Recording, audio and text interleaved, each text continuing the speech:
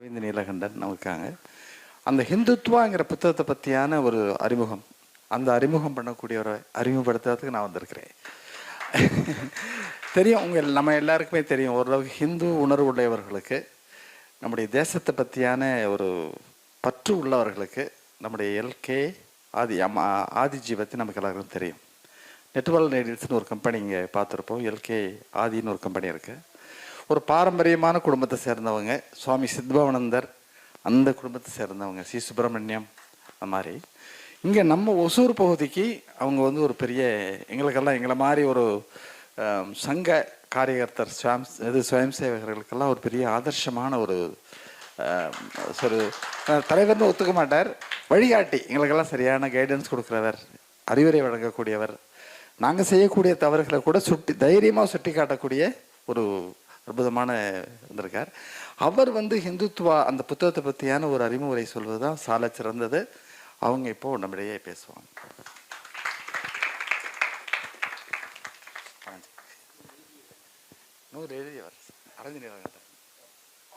வாங்கண்ணா. விஜயபாரத பத்திரிகையில் நாங்கள் நிறைய பார்த்துருக்கோம், நேரில் சந்திக்கிறோம். வாங்க. இந்த இனிய காலையில் இங்கே கூடியிருந்து நம்மளுடைய கலாச்சாரத்தை பற்றி பேசுவதற்கு பல அறிஞர்களும் ஆராய்ச்சி செய்தவர்களும் நம்மிடையே இருக்கிறார்கள். இன்று ஒரு கொடுத்து வைத்த நாள், இவ்வளவு பேர் விவரம் தெரிந்து வந்திருக்கிறார்கள்.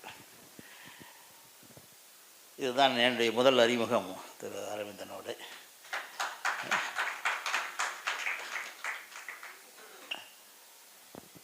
உங்களுடைய நூலை அறிமுகப்படுத்தும் அளவிற்கு நான் உங்கள் நூலை படிக்கவில்லை. ஏன்னா 2 நாளைக்கு முன்னால் தான் உங்களுடைய புஸ்தகத்தையே குழந்தைங்கிட்ட கொடுத்தாங்க. நான் ஊரில் இல்லை, நான் நேற்று இரவு தான் வந்தேன். ஐயோ, இந்துத்துவம் அப்படிங்கிறதை பற்றி எனக்கு சில தனிப்பட்ட கருத்துக்கள் உண்டு. உங்களுடைய புஸ்தகத்தில் ஒரு சில பக்கங்கள் வாசித்தேன். அதில் எனக்கு உடனடியாக எடுத்தது, நீங்கள் தேவதத்தா ஒரு பறவையை வில்லெடுத்து பறவை பறந்த கொக்கை அடித்து வீழ்த்துகிறார். சித்தார்த்து போய் அதை காப்பாற்றி அதற்கு சிகிச்சை அளித்து அதற்கு உயிர்ப்பித்து அதை மறுபடியும் இயல்பு நிலைக்கு கொண்டு வருகிறார். இப்பொழுது தேவதத்தா கேட்கிறார், நான் அடித்து விழுந்த பறவை அது எனக்கு சொந்தம். சித்தார்த் சொல்லுகிறார், நான் காப்பாற்றிய பறவை அது எனக்கு சொந்தம். இதை எப்படி முடிக்கிறாங்க அப்படின்னா, அடிபட்டு விழுந்தது இந்து தர்மம், அதை நீ எழுப்பி கொண்டு வருவது ஹிந்துத்துவம். இப்படி தான் அவர் அதில் ஒரு முன்னுரையில் ஒன்று சொல்கிறார். இப்பொழுது நான் இதற்கு முன்னே பேசிய நரேந்திரன் சொன்னார், பொட்டு வையுங்கள், ஏன்னா 5000 வருடங்களாக செய்து கொண்டிருக்கிறோம். இதெல்லாம் நம்முடைய கலாச்சாரம். நமக்கு முன்னோர்கள் வழி வழியாக சிலதெல்லாம் வாய் வழியாக சொல்லி கொடுத்திருக்கிறார்கள். துரதிருஷ்டவசமாக அர்த்தங்கள் சொல்லித்தரல. ஏன்னா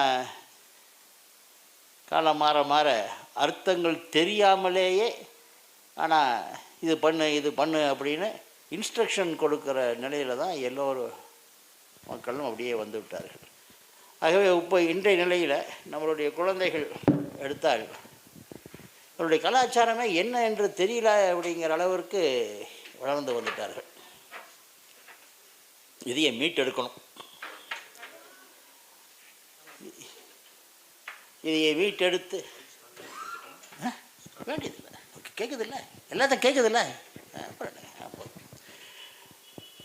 ஸோ நம்மளுடைய கலாச்சாரத்தின் பேரில் நமக்கு அளவு கடந்த ஒரு பெருமை வேண்டும். ஏன்னா the origin, evolution and the future அப்படின்னு அவருடைய புஸ்தகத்திற்கு தலைப்பு கொடுத்திருக்கிறார். என்னுடைய கருத்தில் ஆரிஜின்ங்கிறதே தெரியல, எப்பொழுது உருவானது. மனித உருவான காலத்திலிருந்து ஐரோப்பியாவில் சில ரோமன் கலாச்சாரம், கிரீக் கலாச்சாரம் அப்படியெல்லாம் புஸ்தகத்தில் படிச்சிருக்கிறோம். ஆனால் நம்முடைய இந்து கலாச்சாரம், இந்திய தேசத்தினுடைய கலாச்சாரம்னா பெரிய அளவுக்கு புஸ்தகங்கள் இல்லை. ஏன்னா நாம் நம்மளுடைய ஹிந்து தர்மத்தில் அடுத்தவர்களுக்கு துன்புறுத்துவது கிடையாது அப்படின்னு ஒரு கொள்கை வைத்திருக்கோம். ஆகவே நம்மளை வெளிநாட்டுக்காரர்கள்லாம் சுலபமாக நம்ம மேல் படையெடுத்து நம்முடைய நாட்டை ஆக்கிரமித்து நம்மை அடிமைப்படுத்தி நம்மளுடைய கலாச்சாரம் வெளியில் வராத அளவிற்கு அவர்களுடைய வேலைகள் தொடங்கிவிட்டது. அது ஆங்கிலேயன் ஆட்சி வந்ததையும் முழுமையாக இருட்டடிப்பு செய்து விட்டார். ஸோ நமக்கே நம்மளுடைய பூர்வீகம் என்ன, நம்மளுடைய நாடு என்ன, நம்மளுடைய அருமை பெருமைகள் என்னங்கிறது நமக்கே தெரியல. தெரியப்படுத்துவதற்கு எந்த வழிவகைகளும் வகுக்கவில்லை. இப்பொழுது நாங்கள் பள்ளிக்கூடத்தில் படித்திருந்த காலத்தில் இருந்த சில வகுப்புகள் இப்பொழுது இல்லை. ஏன்னா அது திட்டமிட்டு இந்துவம் அப்படிங்கிறது இருக்கக்கூடாதுன்னு அழிப்பதற்கு ஏகப்பட்ட மக்கள் முயற்சியில் இருக்கிறாங்க. அதில் இந்துன்னு சொல்லிக்கிட்டு இருக்கிறவன் பெருமளவிற்கு அதற்கு ஒத்துழைப்பு தந்துட்டுருக்கான். அவன் யாரும் நான் இந்த மதத்துக்காரன், ஆகவே என்னுடைய மதத்தை பரப்புவேன், நீ எனக்கு வழி கூட நாங்கள் யாரும் கேட்கல, நாமளாகவே கொடுத்தோம். இப்போ எல்லா மதத்திற்கும் ஏதாவது ஒரு ஆரிஜின் இருக்குது. யாரோ ஒருவர் சில நிர்பந்தங்களினால் ஒரு தலைவராக ஆகி அந்த தலைமை அப்படிங்கிறது ஒரு மத குருவாக மாறி அதுவே ஒரு மதமாக மாறிவிட்டது. நம்ம இதில் அப்படி இல்லையே.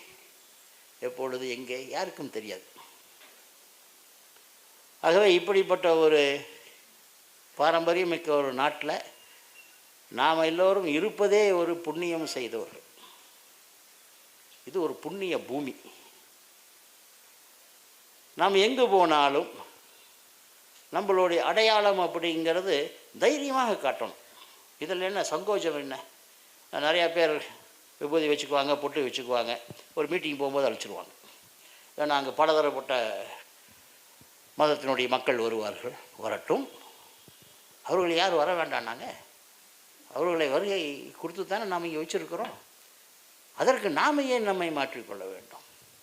ஸோ இப்படிப்பட்ட ஒரு எண்ணங்கள் நம்முள்ள நம்மளுடைய நண்பர்கள், நம்மளுடைய குழந்தைகள், நாம் எங்கே போனாலும் அதை தைரியமாக நாம் சொல்லணும். ஸோ இந்துத்துவம் அப்படிங்கிறது இது பிற்காலத்தில் வலிய நாம் செய்ய வேண்டிய அவசியத்திற்கு தள்ளப்பட்டோம். இல்லை என்றால் சனாதன தர்மம் நினைத்து கொண்டிருந்தது. நாம் அதில் ஒரு பங்கு. இந்த பெருமையோடு இந்த அருமைகளை தெரிந்து புரிந்து மேன்மேலும் கொண்டு இந்திய நாடு அப்படிங்கிறது நம்மளுடைய நாடு. இது இந்து ராஷ்டிரம். இதில் எல்லாம் சந்தேகமே கிடையாது. அதனுடைய அறிகுறிகள் தான் இப்படிப்பட்ட கூட்டங்களும் நடந்துக்கிட்டு இருக்குது. ஆகவே அரவிந்தன் சிறப்பாக ஒரு நூல் எழுதியிருக்கிறார். ரொம்ப ரொம்ப பெரிய நூல் எழுதிட்டார்.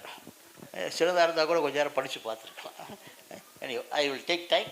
நான் அதை படித்து பார்க்கிறேன். என்னுடைய வாழ்த்துக்கள். ஜெய்ஹிந்த்.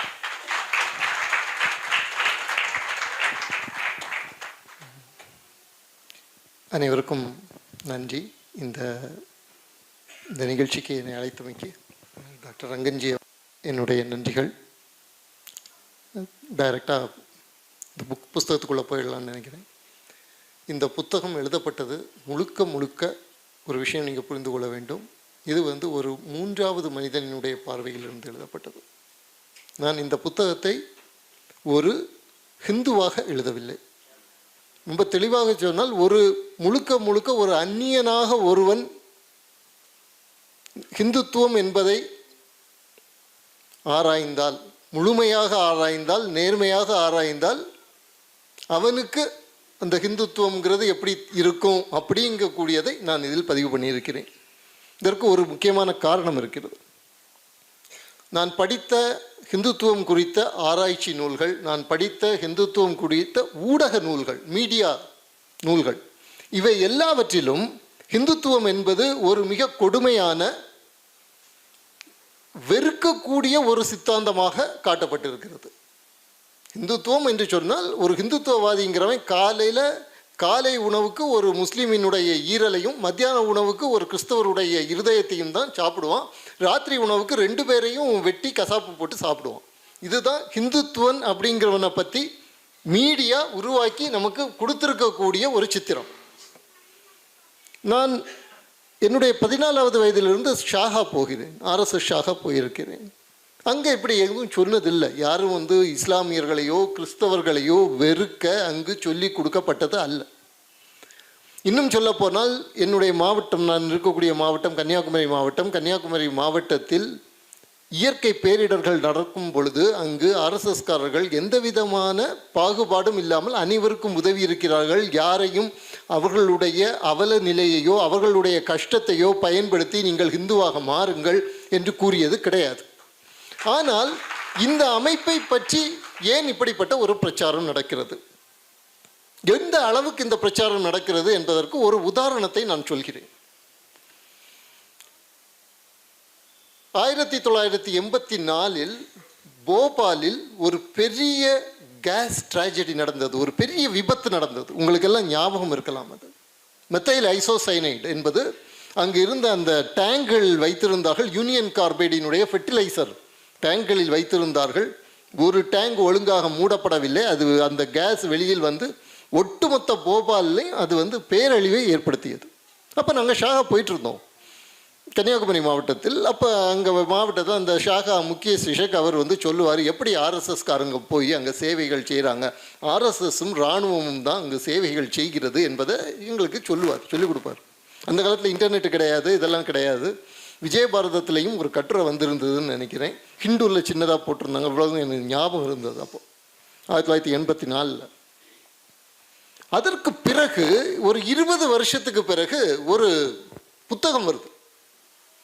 இன்னைக்கு எல்லோராலும் பேசப்படக்கூடிய ஃப்ரீடம் அட் மிட் நைட் எழுதிய டாமினிக் லேப்பர் அவர் போபால் பற்றி ஒரு புக் எழுதுகிறார்.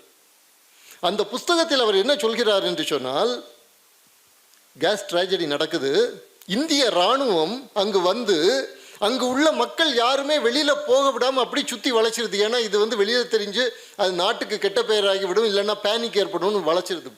மக்கள் எல்லாரும் கஷ்டப்படுறாங்க.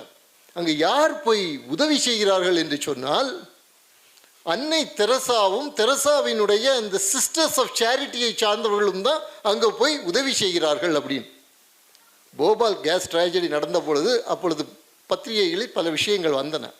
ஒரு முக்கியமான விஷயம், ஆமாம், மதர் தெரசா என்று சொல்லக்கூடிய தெரசா ஆஃப் கல்கத்தா உடனடியாக போபால் போனாங்க.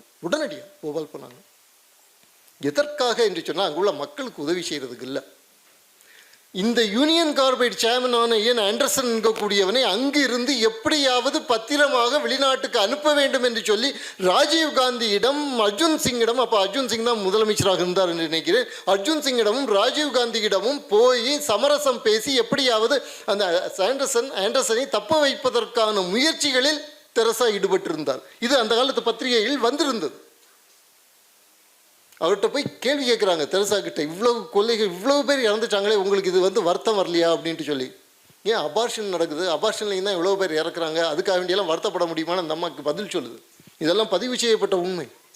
ஆனால் 20 வருஷம் கழிச்சு RSS இல்லை, இந்திய இராணுவத்துக்கு ஒரு வில்லத்தனமான ரோலை கொடுத்து என்ன பண்ணுறாங்க, தெரசா தான் அவ்வளவு சேவையும் செய்ததாக ஒரு கதையை உருவாக்குகிறார்கள்.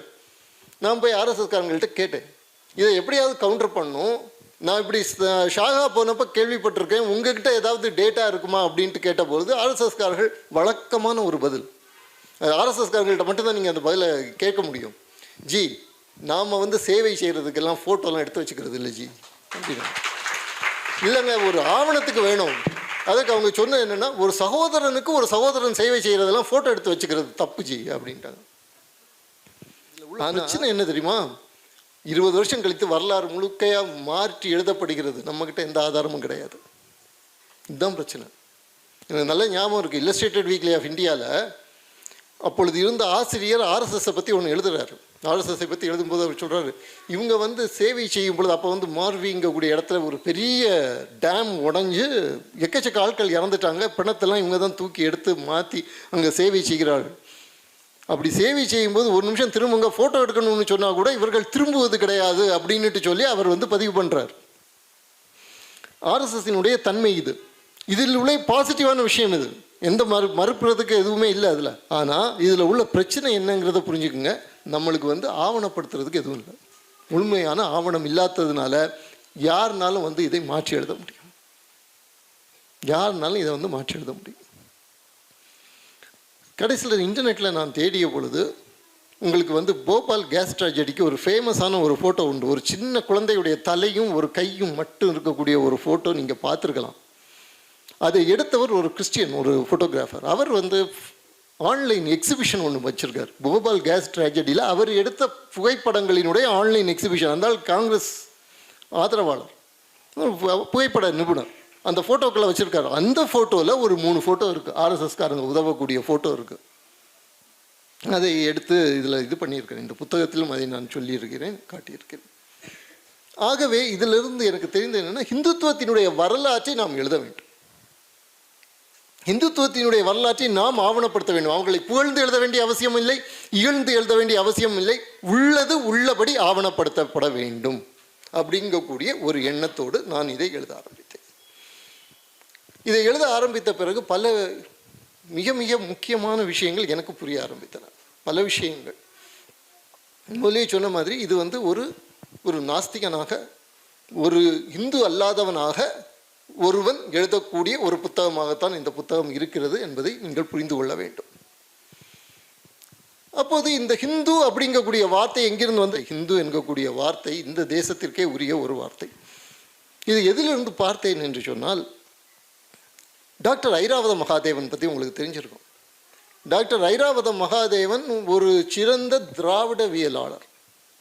அவருடைய கோட்பாடு என்னவென்று சொன்னால், ரொம்ப வித்தியாசமான ஒரு கோட்பாடு என்னவென்று சொன்னால், இந்த சிந்து சமவெளி நாகரிகம் அல்லது சிந்து சரஸ்வதி நாகரிகம் என்பது அடிப்படையில் திராவிட மொழி பேசிய ஒரு நாகரிகம். ஆனால் அவர்களுடைய பண்பாடு வேத பண்பாடு. Their culture was Vedic, but their language was Dravidian. இது அவருடைய கோட்பாடு. இன்ட்ரெஸ்டிங்கான கோட்பாடு. ஏன்ட்டு சொன்னால், அவர் வாழ வேண்டியது தமிழ்நாட்டில் வாழ வேண்டியது. அவர் இருப்பது தமிழ்நாட்டில். அதனால் அவருக்கு அவர் சமரசங்கள் செய்து கொண்டாரா இல்லை என்று சொன்னால் உண்மையாகவே அவர் அப்படி ஃபீல் பண்ணாரா அப்படிங்கிறது நமக்கு தெரியாது. ஆனால் அவர் சில முக்கியமான ஆதாரங்களை நமக்கு தந்திருக்கிறார்.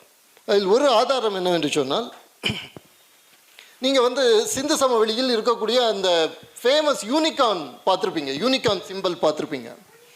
அந்த யூனிகார்ன் சிம்பிளுக்கு முன்னாடி இந்த மாதிரி ஒரு ஆப்ஜெக்ட் இருக்கும், நீங்கள் பார்த்துருப்பீங்க.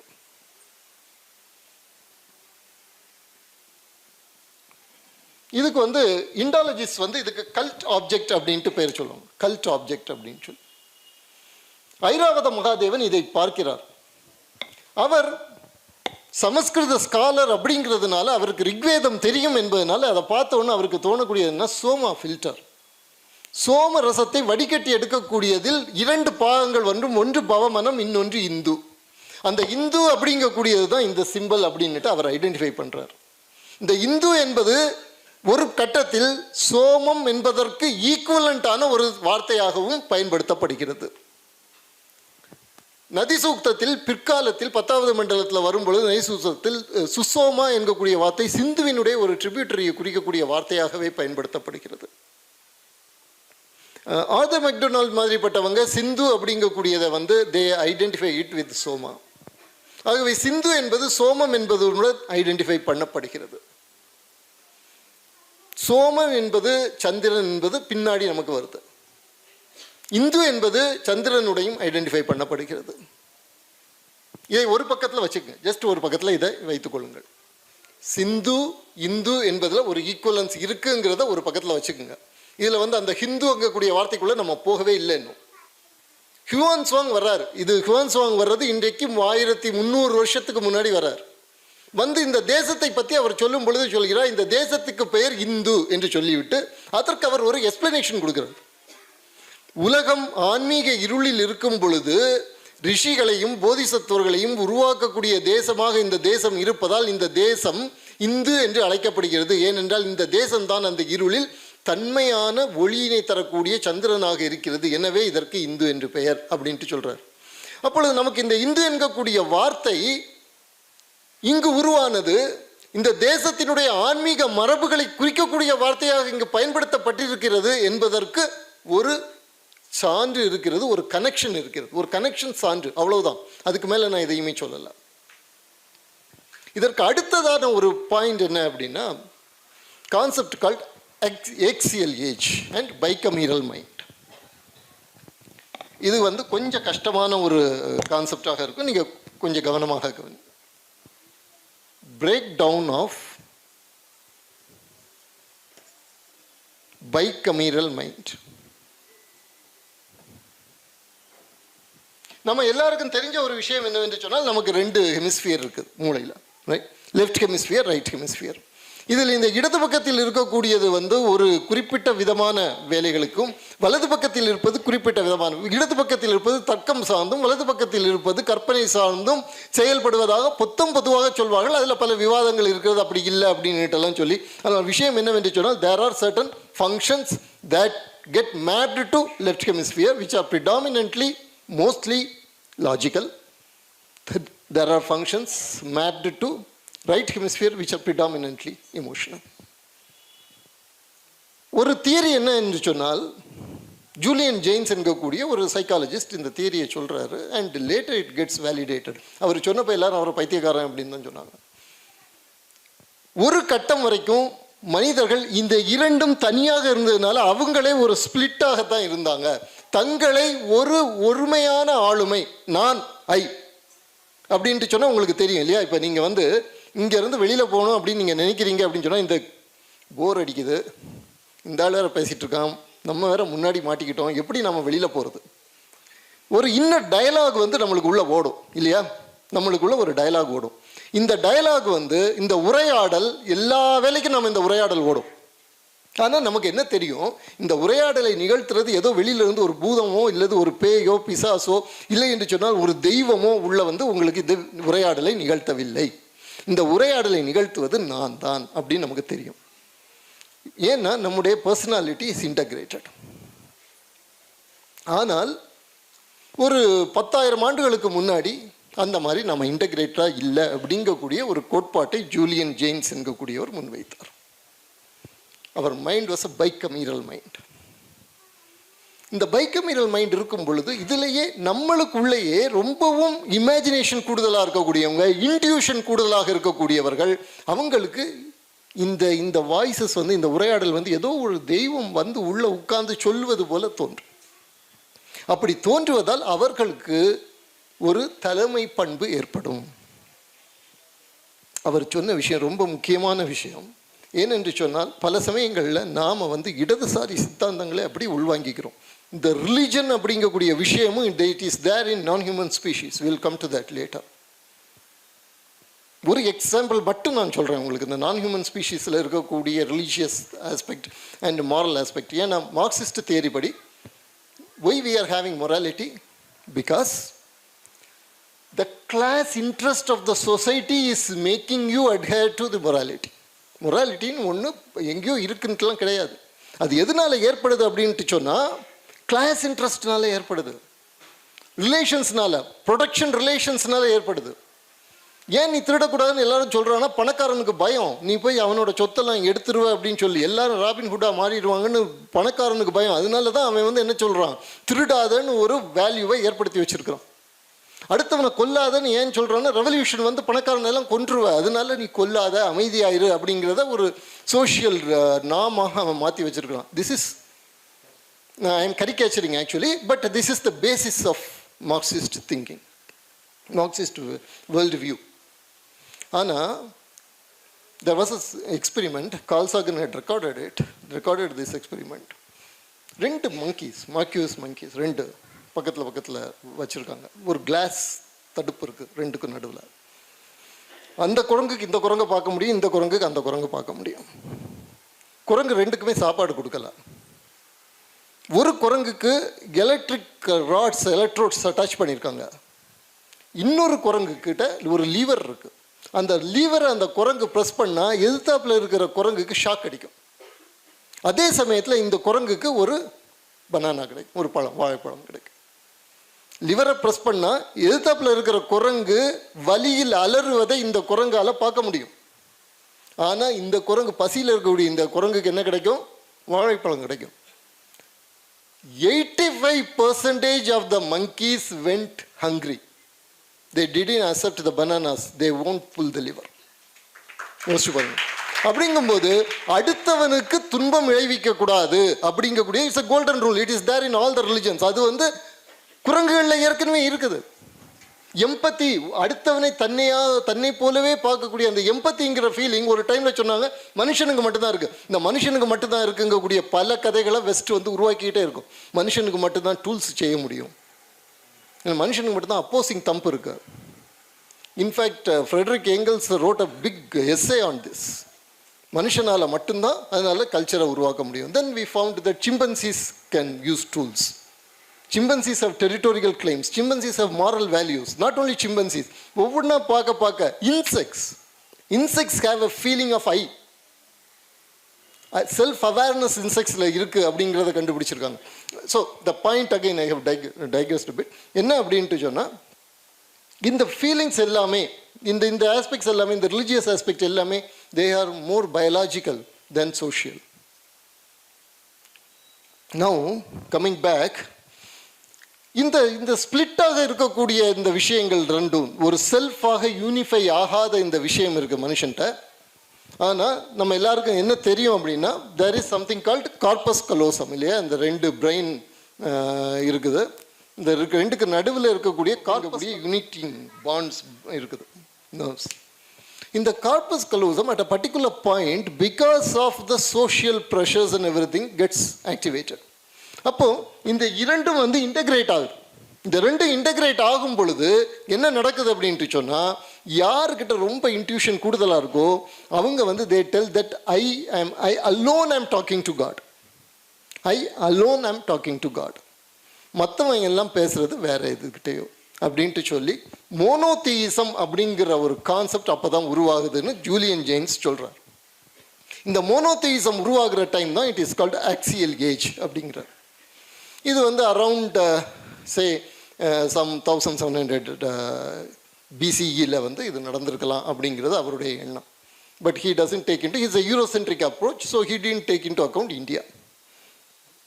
இதை நான் படித்தப்போ it was very interesting because for the first time he was showing that inner processes வச்சு நீ வந்து ஆர்கியாலஜி பண்ணலாம் அப்படின்னு. நமக்கு இந்த தெருச்சண்டைகளில் நீங்கள் வந்து ஒரு முக்கியமான ஒரு ரூல் உண்டு. என்னன்னு சொன்னால், நீங்கள் யார் கூட சண்டை போடுறீங்களோ அவனை வந்து உங்கள் பேட்டிக்கு இழுத்துட்டு வந்து நீங்கள் சண்டை போட்டிங்கன்னா நீங்கள் ஈஸியாக ஜெயிக்க முடியும். அவன் பேட்டிக்கில் போய் நீங்கள் சண்டை போட்டிங்கன்னா நீங்கள் தோற்றுருவீங்க. ஆர்கியாலஜி என்ன பண்ணுது அப்படின்னு சொன்னால் மெட்டீரியல்ஸை மட்டும்தான் பார்க்குது, only the material culture. So இது வந்து அவனோட batter. whenever you are talking in a very material culture based history centric mode, you are actually going into the western mode of thinking. ஆனால் எப்போ நாம் வந்து இன்னர் ப்ராசஸை பற்றி பேச ஆரம்பிக்கிறோமோ அப்போ நாம் என்ன பண்ணிடுறோம் அப்படின்ட்டு சொன்னால், we are coming into our naturally strengthened area. So இன்றைக்கி வந்து நியூரோ ஆர்கியாலஜிங்கிறது புதுசாக உருவாகிட்டு இருக்குது. Where actually India has lot to contribute. ஆனால் நம்ம அதை கான்ட்ரிபியூட் பண்ணுறோமா, அந்த வெஸ்டர்ன் மோட்லேயே நம்ம இருக்க போகிறோமாங்கிறது வேறு விஷயம். ஃபார் எக்ஸாம்பிள், இவர் சொல்கிறார், ஜூலியன் ஜெயின்ஸ் சொல்கிறார் இல்லையா, இந்த பைகமீரல் மைண்டோட பிரேக் டவுன் அப்படிங்கிறது வந்து அரவுண்ட் 500 years to 1200 years BCEல நடந்திருக்கும் அப்படிங்கிறத அவர் சொல்கிறார் இல்லையா. அப்படின்ட்டு சொன்னால் ஒரு கான்செப்ட் ஆஃப் யூனிஃபைடு செல்ஃப் இருக்கக்கூடாது. அவர் அதுக்கு எக்ஸாம்பிள்ஸ் சொல்கிறார். நீங்கள் பழைய சிலைகள்லாம் பார்த்தீங்க அப்படின்ட்டு சொன்னால் கண்ணு பெருசாக இருக்கும். காட் வந்து would be shown as a separate being from humans. இந்த மாதிரிப்பட்டதெல்லாம் தே பிலாங் டு த இது பைகமீரல் மைண்ட் பிரேக் டவுனுக்கு முன்னாடி உள்ள சிற்பங்களில் இருக்கக்கூடியது அப்படின்ட்டு சொல்லி. We have the yogi seal in Harappa. The yogi seal in Harappa shows that Hindus had mastered the concept of unified I and they were able to go inside and explore. So here is a neuroarchaeological evidence that shows that the so-called axial age had actually arrived in India earlier than other countries. And it was having its own problems. இந்த இடம் முக்கியமான இடம் என்னென்னா, இந்த பைகமீரல் மைண்டுடைய break டவுனை பற்றி தான் Julian Jaynes பேசினார். There was a great scholar in India and a great deep sage. Shri அரவிந்தோவுக்கு பிறகு மிக முக்கியமான ஒரு சேஜாக அவரை கருத வேண்டும், Ram Swarup. Ram Swarup wrote a book on the yogic evolution of India. It's a very important book. Unfortunately this book is not getting that popular. அதில் ஏறக்குறைய இதே விஷயத்தை அவர் பேசியிருக்கிறார். If you want to see here, ஆனால் அவர் பைகமிரல் மைண்டுங்கிற வார்த்தையெல்லாம் யூஸ் பண்ணல, but the same process independently he had mapped in Indian culture. இந்த ரெண்டாக இருக்கக்கூடியது ஒன்றாக மாறக்கூடிய ஒரு எக்ஸாம்பிள் என்னது பார்த்தீங்கன்னா, ரிக்வேதத்தில் வரக்கூடிய ஒரு பாடலில் 2 பறவைகள் இருக்கிறத நீங்கள் பார்க்கலாம். ஒன்று வந்து த ஆப்சர்வர், இன்னொன்று வந்து the person who is இன்டெலிஜிங் in activity. கடைசியில் இரண்டும் ஒன்றாக மாறக்கூடிய ஒரு இடம். ஸோ இந்த integration of the bicameral mind rather than the breakdown, the integration of the bicameral mind happened in India. Breakdown of the bicameral mind also happened in India. India created its own monotheistic culture. India created also a unity, ஒரு basic substratum in which the gods would come and go and the gods were internalized. இந்த பேசிக் substratum தான் பிரம்மம் அப்படிங்கக்கூடியது India கொடுத்த ஒரு பெரிய ஒரு contribution to the world. பிரம்மங்கிறது, அந்த பிரம்மத்திலிருந்து எல்லாமே வர முடியும். பல different divinities can come from Brahman and Brahman is the consciousness. So all the divines are within you அப்படிங்கக்கூடியது இந்தியா பண்ண பெரிய ஒரு civilizational discovery that is needed even today for the world. இந்த டிஸ்கவரி தான் நம்முடைய சிவிலைசேஷனோட basis. Everything else is commentary. Everything else is commentary. இந்த basis தான் நம்முடைய நம்ம சிவிலைசேஷனுடைய பேசிஸ் அப்படிங்கிறது இது தான். இதிலிருந்து உருவாகக்கூடியது என்ன அப்படின்னு பார்த்தீங்கன்னா தியோடைவர்சிட்டி. அந்த பக்கத்தில் என்ன ஆகுது அப்படின்னு பார்த்தீங்கன்னா, ஒரு மோனோதியிஸ்ட் கல்ட் இங்கே உருவாச்சுதுன்னு சொன்னேன். That is the Zoroastrian religion.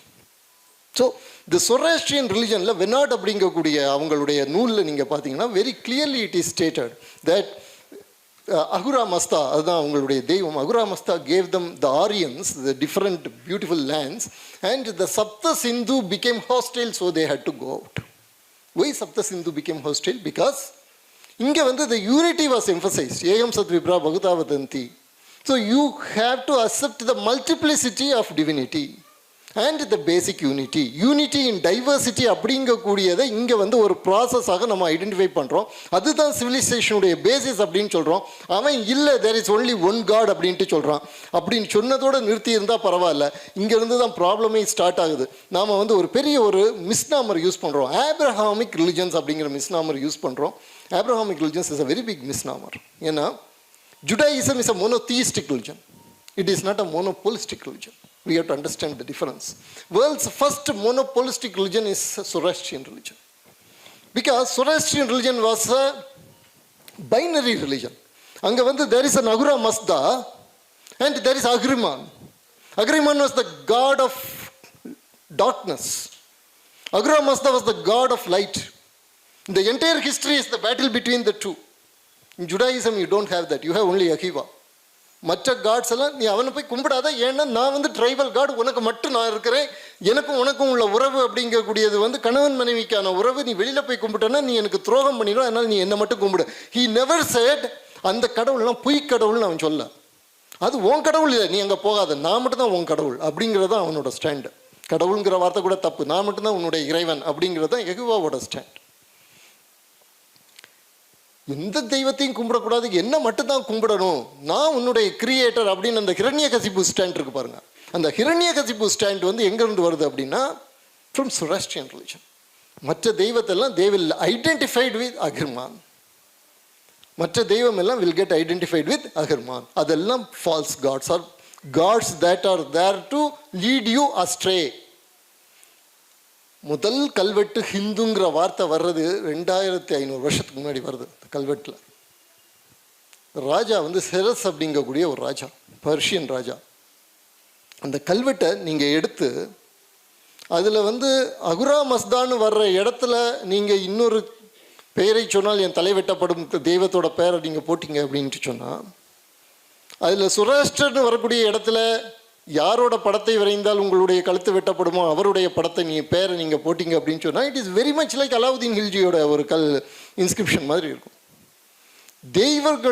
தேவர்களினுடைய கோவில்களை உடைத்து இந்துக்களை எல்லாம் நான் சப்ரஸ் பண்ணி இந்த இடத்தில் நான் அகுரா மஸ்தாவினுடைய கோவிலை நிறுவினேன் அப்படின்ட்டு சொல்லி கல்வெட்டு வருது. அந்த இடத்துல தான் ஹிந்துங்கிற வார்த்தை வருது. ஹிந்து அப்படின்ட்டு அவன் சொல்கிறான் ஹிந்துங்கிறத. ஸோ இந்த இந்து அப்படிங்கக்கூடியதோ இந்த ஹிந்து அப்படிங்கக்கூடியதோ it not only refers to a geographical region, It also refers to a spiritual vision, darshana. And that is Brahmam. அந்த பிரம்மத்திலிருந்து வரக்கூடிய சகல தெய்வங்களும், எல்லா தெய்வங்களும் பிரம்மத்திலிருந்து வருகிறது அப்படிங்கிறது தான் அதனோட பேசிஸ். சரி, அப்போ ஏன் நம்ம ஹிந்துங்கிற வார்த்தை வரவே இல்லை எல்லா இதுலேயும் அப்படிங்கக்கூடிய ஒரு கேள்வி வரும். சரி, ஹியூமன்ஸ் அவங்க சொல்லியிருக்காரு, அங்கே சொல்லியிருக்காங்க, இங்கே சொல்லியிருக்காங்க, ஸ்கேண்டாக தானே ரெஃபரன்சஸ் வருது. ஹிந்து அப்படிங்கிற வார்த்தை ஏன் வரல? நம்ம உடம்பை எடுத்துக்கங்க நீங்கள். Because this is a natural religion, this is not an imposed religion. நம்முடைய உடம்பை நீங்கள் எடுத்துக்கிட்டிங்கன்னா there is lot of diversity.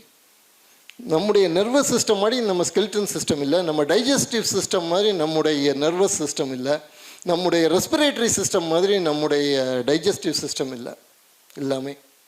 இது எல்லாமே ரொம்ப ரொம்ப டிஃப்ரெண்ட்டாக இருக்குது. ஆனால் ஒரு அந்நிய பொருள் உள்ளே வந்த உடனே இம்யூன் சிஸ்டம் வந்து உடனடியாக ரெஸ்பாண்ட் பண்ண ஆரம்பிச்சிருது. ஏன்? Because it nose the difference between the self and the நான் self. So the immune system will tell that what is self and what is non-self. Hindu is that immune system. Hindutva is that immune process that defines the entire system. அது இல்லைன்னு சொன்னால் ஹிந்து மதம் கிடையாது. We have to understand that. பலர் நினைப்பாங்க ஹிந்துத்துவம் அப்படிங்கிறது வந்து ஒரு அரசியல் சித்தாந்தம்.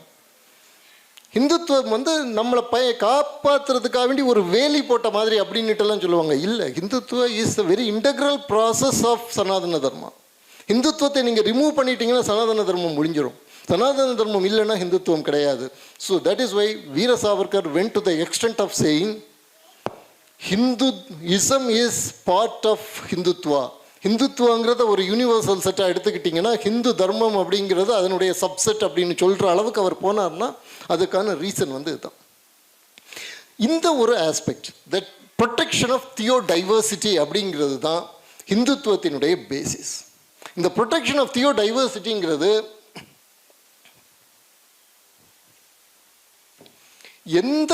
எந்த ஒரு மதத்தையும், எந்த ஒரு இனத்தையும், எந்த ஒரு தேசத்தையும் நாம் எதிர்க்கவும் இல்லை, அவர்களை கீழ்மையாக பார்க்கவும் இல்லை.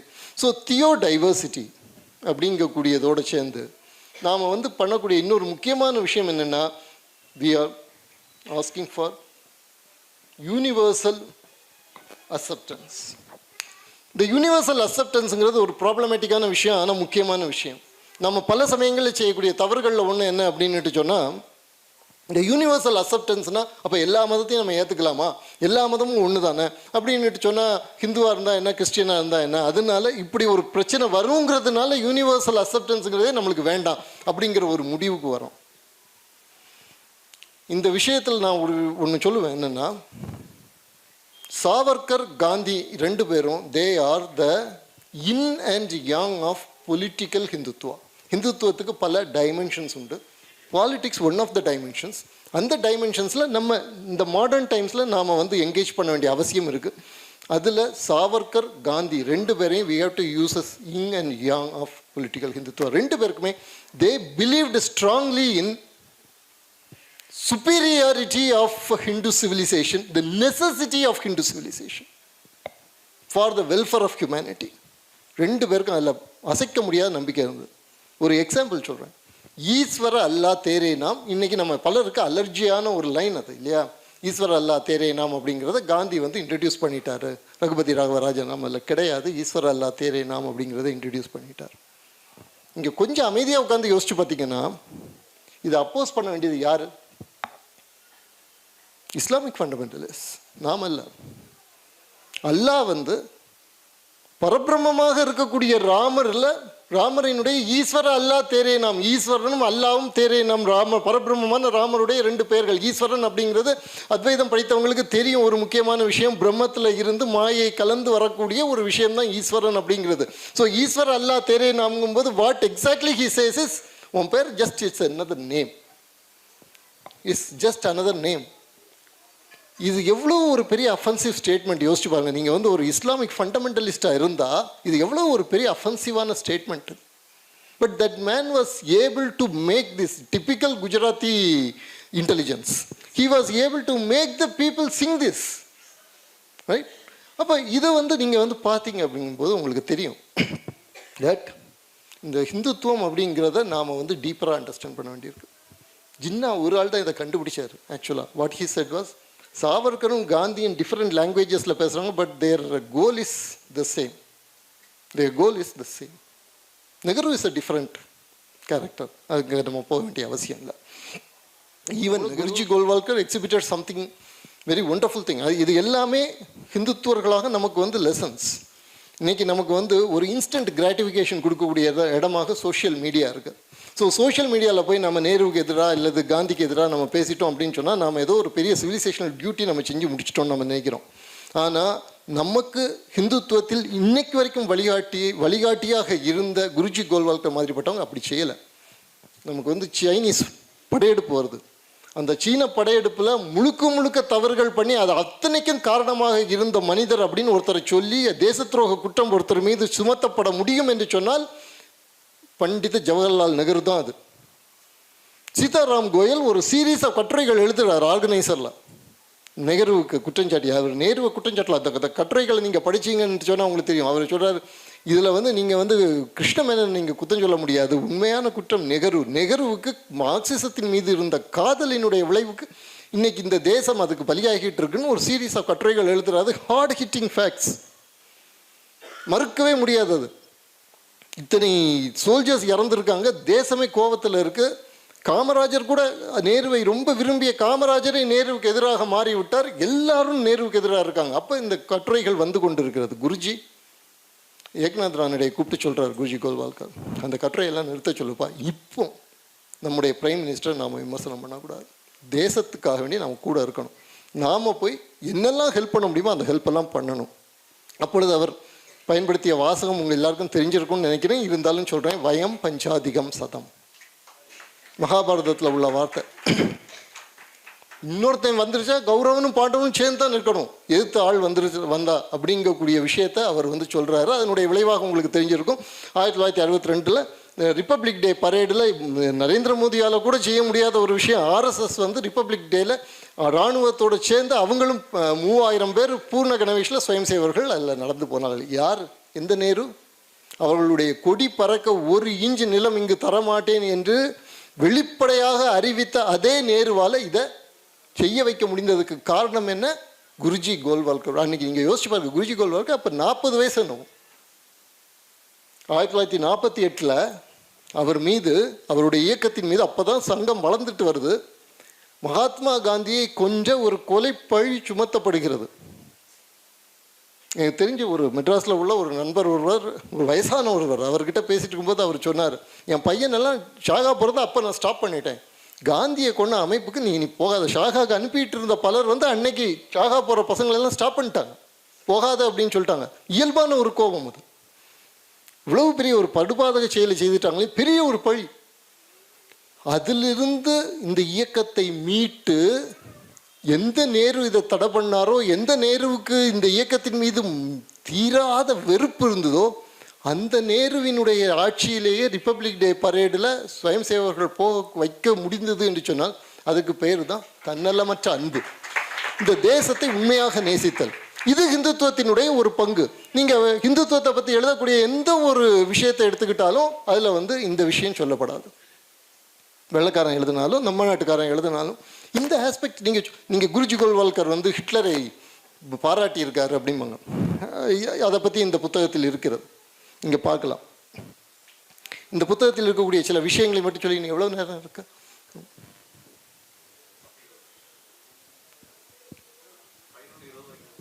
இப்போ எவ்வளோ டைம்? இன் 15 மினிட்ஸ். சரி, இந்த புத்தகத்தில் இருக்கக்கூடிய இன்னொரு விஷயம் வந்து இந்த இந்துத்துவ தலைவர்கள் மீது வைக்கப்படக்கூடிய குற்றச்சாட்டுகள் பல. ஒரு எக்ஸாம்பிள், வீர சாவர்கர் மன்னிப்பு கடிதம் எழுதி கொடுத்தார் அப்படிங்கக்கூடியது. வீர சாவர்கர் எழுதி கொடுத்த அந்த கடிதங்களை எத்தனை பேர் படித்திருக்கிறீர்கள்? கையை தூக்குங்க பார்ப்போம். சாவர்கர் எழுதி கொடுத்த அந்த கடிதங்கள். சாவர்கர் உள்ள வந்தது 1910 உள்ள வர்றார். 1913 ஒரு எழுதி கொடுக்குறார். 1911 எழுதி கொடுக்குறார், ஒரு கடிதம் எழுதுகிறார். 1910 அந்தமான் சிறைக்குள்ளே வர்றார். அந்தமான் சிறையில் அப்பொழுது மிக கடுமையான சித்திரவதைகள். ஒரு வருஷத்துக்கு பிறகு அவர் எழுதுறாரு. அந்த அந்த அந்த கடிதத்தில் அவர் மிக தெளிவாக சொல்லக்கூடியது, என்ன மட்டும் இல்லை, எல்லோரையும் விடுதலை செய்யுங்கன்னு தான் சொல்றாரு. அவரை மட்டும் கேட்கல, அரசியல் கைதிகள் அத்தனை பேரையும் விடுதலை செய்ய சொல்றார். இங்கே அத்தனை பேரையும் விடுதலை செய்தீர்கள் என்று சொன்னால் உங்கள் மீது மக்களுக்கு மதிப்பும் மரியாதையும் வரும் அப்படின்ட்டு சொல்லி அவர் அரசாங்கத்துக்கிட்ட ஒரு நெகோஷியேட் பண்ணுறார். நேச்சுரலாக அவன் ரிஜெக்ட் பண்ணிடுறான். 1914 ஒரு கடிதம் எழுதுகிறார். உலகப்போர் ஆரம்பிக்குது. இன்றைக்கு பிரிட்டிஷ் அரசாங்கத்துக்கு எப்படி இந்தியர்களினுடைய துணை தேவை? நல்லா ஞாபகத்தில் வச்சுக்கோங்க. முதல் உலகப் போரின் போது பிரிட்டிஷ்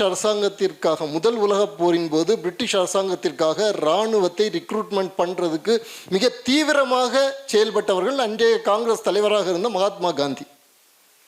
ஆகவே 1914 இது ஒரு நெசசிட்டி. நம்மளுக்கு அன்னைக்கு வரைக்கும் இராணுவ பயிற்சி என்பது நமக்கு நிராகரிக்கப்பட்டு வந்தது. 1857 பிறகு இராணுவத்தில் இந்தியர்களுக்கு இடம் கிடையாது. அப்படி அவங்க சேர்த்துக்கிட்டாலும் யாரை சேர்த்துப்பாங்க அப்படின்னு சொன்னால் பத்தான்ஸை சேர்த்துப்பாங்க, சீக்ஸ் சேர்த்துப்பாங்க, கூர்காஸ் சேர்த்துப்பாங்க, மார்ஷியல் ரேசஸ்ன்னு சேர்த்துப்பாங்க. ஒட்டுமொத்த இந்தியர்களை சேர்க்க மாட்டாங்க. அப்போது பத்தான்ஸ் அதில் முக்கியமாக. ஸோ உங்களுடைய ஆர்மி அப்படிங்கிறது இந்தியாவினுடைய ஒட்டுமொத்த வரிப்பணத்தில் உருவாக்கப்பட்ட அந்த இராணுவத்தில் இருக்கக்கூடியவர்கள் பெரும்பாலானவர்கள் இந்தியர்கள் அல்லாதவர்கள், முக்கியமாக இஸ்லாமியர்கள். அவங்க உங்களுடைய எல்லை பகுதிகளில் இருக்கிறார்கள் என்று சொன்னால் என்றைக்குமே அது ஆபத்து.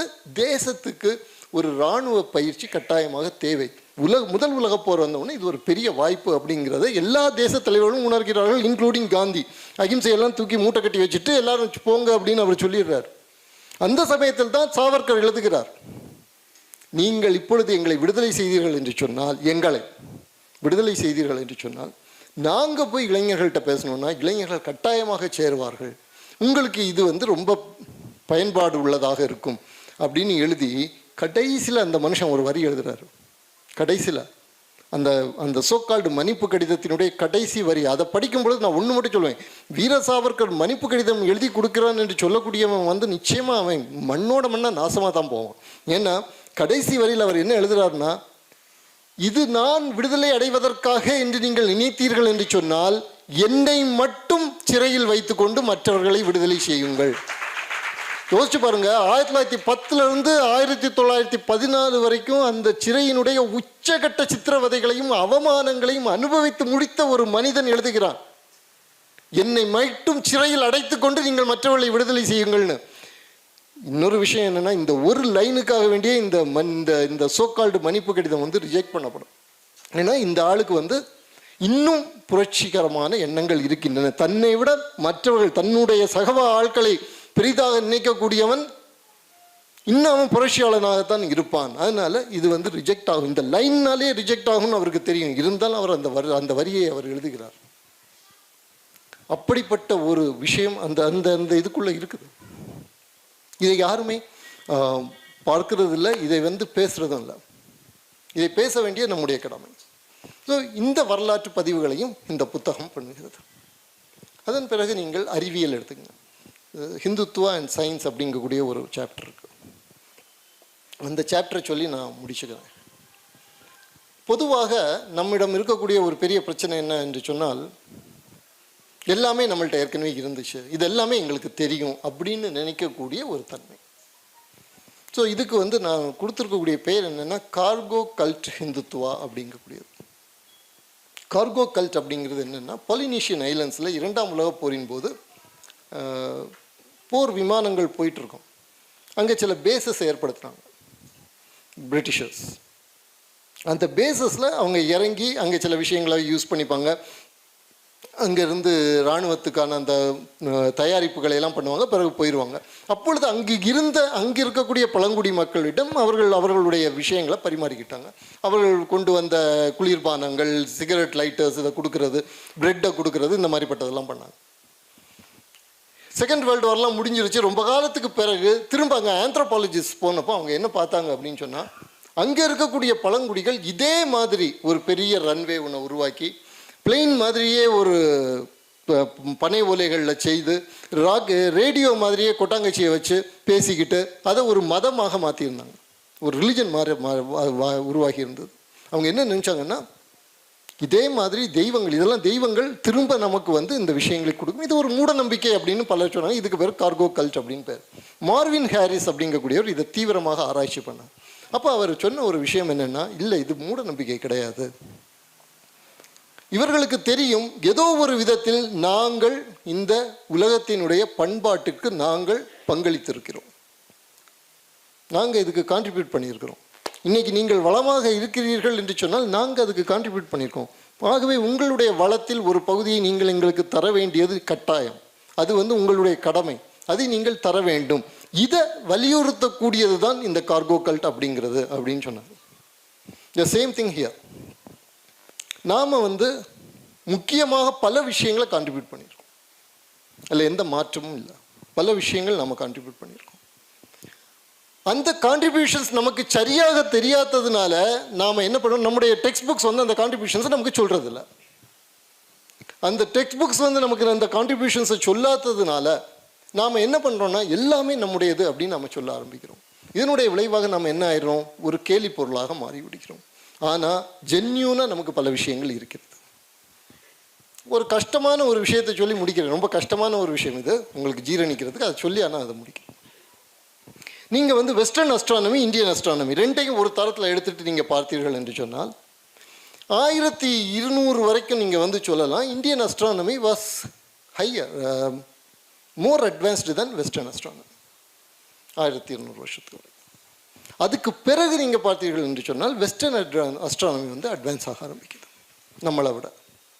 இந்த 1200 இந்த வருஷம் வரைக்கும் நீங்கள் பார்த்தீங்கன்னா நம்முடைய ஒரு முக்கியமான கண்டுபிடிப்பு ஆரியபட்டருடைய ஒரு கண்டுபிடிப்பு என்ன அப்படின்னு சொன்னால், the planets have a quasi rotation. ஆனால் நாம் எதை கண்டுபிடிக்கலை அப்படின்னா ஹீலியோசென்ட்ரிக்கே நம்ம கண்டுபிடிக்கலை. நம்ம எந்த இடத்துலையும் பூமியை சூரியன் சுற்றுகிறது என்பது நாம் கண்டுபிடிக்கலை. அதை கண்டுபிடிக்கிறது வெஸ்டர்ன் அஸ்ட்ரானமி தான் கண்டுபிடிச்சு. ஆனால் அதற்கான பேசிஸ் வந்து இங்கே உருவாகுது, மேத்தமெட்டிக்கல் பேசிஸ் இங்கே உருவாகுது. இந்த ஆர்பிட்ஸ் எல்லாமே எலிப்டிக்கலாக இருக்கும் அப்படிங்கக்கூடியது முதலாக ஊகிக்கக்கூடியவர் யார் அப்படின்னு பார்த்தா ஆரியபட்டர்.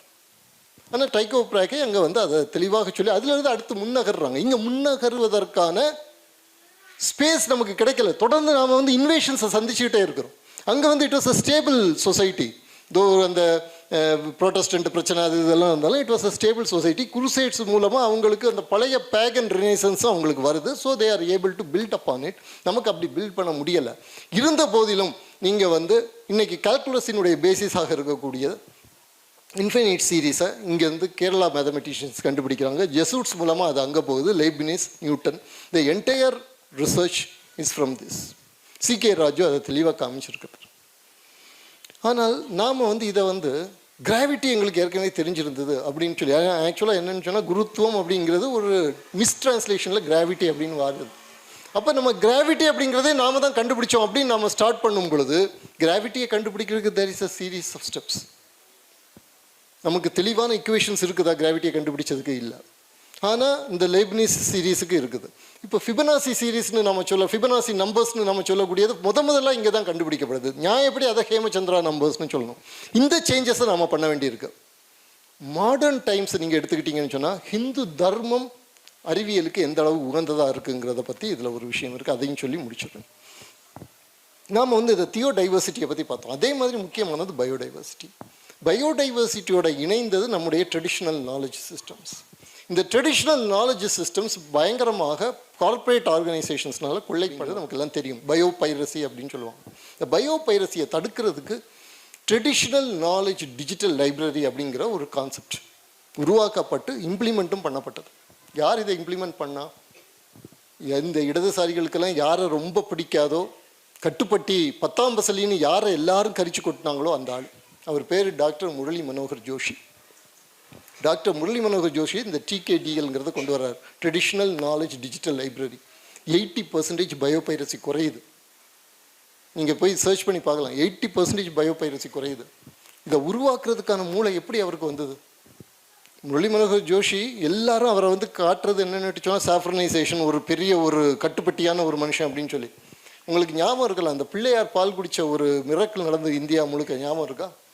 அப்படி நடந்த பொழுது இது should be only capillarity force, it should not be called a miracle அப்படின்ட்டு அறிக்கை விடுறதுக்கு தைரியம் இருந்த ஒரே பாலிட்டிஷியன் அன்னைக்கு டாக்டர் முரளி மனோகர் ஜோஷி தான். மற்ற எல்லாருக்கும் பயம். இப்போ நம்ம ஏதாவது ஒரு அறிக்கை பாசிட்டிவாகவோ நெகட்டிவாகவோ அறிக்கை விட்டோன்னா நமக்கு வந்து ஓட்டு போயிடும் அப்படிங்கிற ஒரு பயம். இவர் மட்டும்தான் இந்த அறிக்கையை விட்டார். அந்த அளவுக்கு சத்தியத்தின் மீது நம்பிக்கை உள்ள ஒரு மனிதர். அவர் தான் இந்த டிகேடிஎல் உருவாக்குனார்.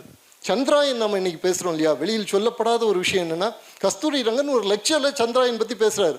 எங்களுக்கு நீங்கள் வேண்டிய அளவு ரிசோர்ஸஸ் கொடுத்தீங்கன்னா, ஃபைல்ஸை வேகமாக கிளியர் பண்ணிங்கன்னா, we will be able to land a landcraft in moon அப்படின்ட்டு சொல்கிறார். இதுதான் அவர் சொல்கிறார் ஒரு லெக்சரில். டாக்டர் முரளி மனோகர் ஜோஷி அவரை கூப்பிட்டு we will do all the file clearance, you go with Chandrayaan. இன்னைக்கு சந்திரயான் மங்கள்யான் நடந்ததற்கான பேஸ் பிரெயின் யார் அப்படின்னா டாக்டர் முரளி மனோகர் ஜோஷி. முரளி மனோகர் ஜோஷி எந்த ஐடியாலஜிக்கல் ஐடியாலஜிக்கல்னு சொல்ல முடியாது, எந்த தரிசனத்தை சார்ந்தவர் அப்படின்னு பார்த்தீங்கன்னா இட் இஸ் ஹிந்துத்துவம். ஸோ இப்படி பல எக்ஸாம்பிள்ஸ் மாடர்ன் டைம்ஸ்லேயே நாம் சொல்ல முடியும். நமக்கு தெரியாத எக்ஸாம்பிள்ஸ் இது எல்லாமே நம்ம கண்ணு முன்னாடி இருந்து நாம் வந்து இக்னோர் பண்ணக்கூடிய விஷயங்கள். ஸோ இந்த விஷயங்கள் எல்லாமே இந்த புத்தகத்தில் இருக்கிறது. இது சொல்லி இதோட முடித்துக் கொள்கிறேன். நன்றி. நீங்கள் கிராவிட்டி பற்றி பேசினார். இப்போ நம்ம வந்து குருத்வாகர்ஷணம் வந்து தப்பாக லேபிள் பண்ணுறோம். நீங்கள் எனக்கு 2 விஷயம் அதில். ஸோ ஃபஸ்ட்டு வந்து கிராவிட்டி கரெக்ட் தான். நீங்கள் ஸ்பெரிக்கல் ஆப்ஜெக்ட் எப்படி வந்து அட்ராக்ட் ஆகுது ஃபோர்ஸால், அதில் எப்படி த ஹோல் பாயிண்ட் மேஸ் அதெல்லாம். பட் வந்து இப்போ நம்ம ஹிந்து தர்மத்தில் பார்த்தோம்னா குருத்துவம் ஜலபூமியோகோ பத்தன கர்ம காரணம் அப்படின்னு சொல்கிறோம்.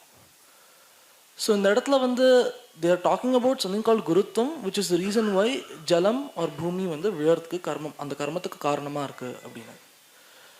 So while they haven't given mathematical proof, are you saying that வந்து கிராவிட்டியை டிஸ்கவர் பண்ணது is the mathematical proof as well, or are you saying the whole notion of gravity was not in Sanatana Dharma, or just the basis of gravity is in Sanatana Dharma? And experimental proof, which is independent of the property of the matter. Right. அதான் அந்த famous Galileo ball experiment with இல்லையா. இந்த விஷயம் வந்து it is definitely western. நம்மிடம் இருந்தது வந்து ஏறக்குறைய similar to Aristotelian concept of gravity, which actually depended on also the property of the matter. அந்த மாதிரிப்பட்ட ஒரு ஈக்குவலன்ஸை தான் நம்ம பார்க்க முடியதே தவிர இங்கு நம்ம தெளிவாக பார்க்கக்கூடிய ஒரு எக்ஸாம்பிள் வந்து you have a completely independent force acting on everything, which is universal, not the property of earth but the property of mass. Yes. Right? Not the property of water, not the property of gas, but the property of mass. And then it is universal. அப்போ அந்த force அப்படிங்கிறதுல இருந்து நீங்கள் field அப்படிங்கக்கூடிய gravitational field அப்படிங்கிறதுக்கு போகிறதுக்கான ஒரு பாசிபிலிட்டியோட இந்த நியூட்டனியன் கிராவிட்டி வந்து நிற்குது இல்லையா, அந்த இடம் வந்து நாம் போகவே இல்லை. So in that sense alone gravity was discovered by the West, and we haven't gone there. The main reason is because we couldn't do experiments. We had a lot of beautiful theories, we couldn't do experiments. And again I would say another one aspect here. How we have to look into this. We have 6 darshanas. And these 6 darshanas you can see as 6 different windows of viewing reality and framing your questions towards reality. So you can, through Vaiseshika, you can form a particular type of question towards the way matter works. Through Sankhya, you can create a particular form of question. And then you can design experiments based on that. And then you can do science. அங்கே வந்து அவங்களுக்கு Aristotelian philosophy அப்படிங்கிற ஒரே ஒரு ஜன்னல் தான் இருந்தது. அந்த ஜன்னல் நியூ ஃபிசிக்ஸ் உருவானப்போ it started breaking down. Right. Fortunately for us, there are 6 windows. And apart from that, if you want, you can also add the Saptabhangi of the Jains and Praditya Samadbhava of the Buddhists, and you can have 8 windows and you can work on that. Right. So just to see if I understand what you're saying, நான் ஒரு தடவை எனக்கு புரிஞ்சதை repeat பண்ணுறேன்.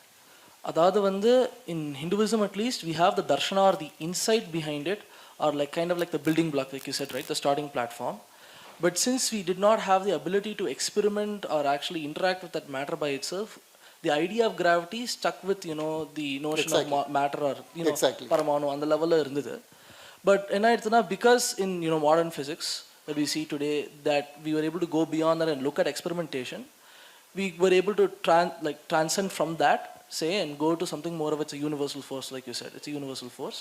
And when it's not exactly mass dependent, rather it's independent. So there is that distinction between Sanatana Dharmathula or the Gurutva Akarshanathukum idukkum, correct? Very correct. Okay. And I will time இருக்குதுன்னு சொன்னால் I will like to elaborate on this because this a very important billion question.